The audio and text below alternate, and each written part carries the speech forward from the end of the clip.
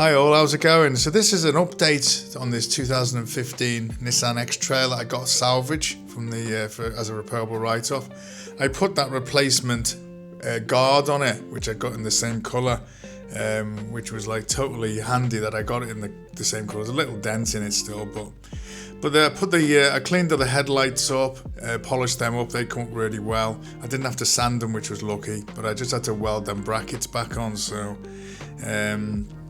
And then I cleaned up the other one and I put the bumper on it, and everything sort of lined up not too bad really. It was pretty remarkable really, considering the condition it was in when I picked it up from the salvage. You can see in the photo here that the headlight was like hanging off, and that the wheel was all bent in.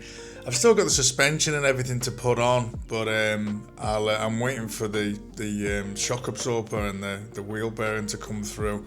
Once I get all the suspension on, I can put that inside wheel liner back on then and put all the clips and the plastics back on.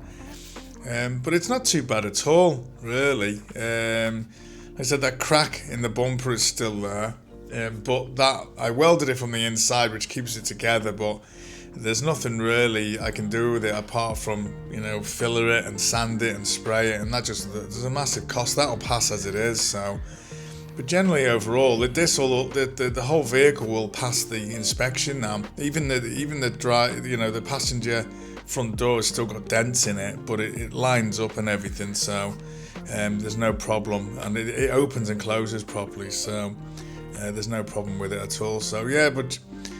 Overall, it was a pretty budget, really, repair, really, and that's what you want. So I'll keep an update of when it has passed the inspection. So yeah, please subscribe and check back on the vids. Thanks a lot.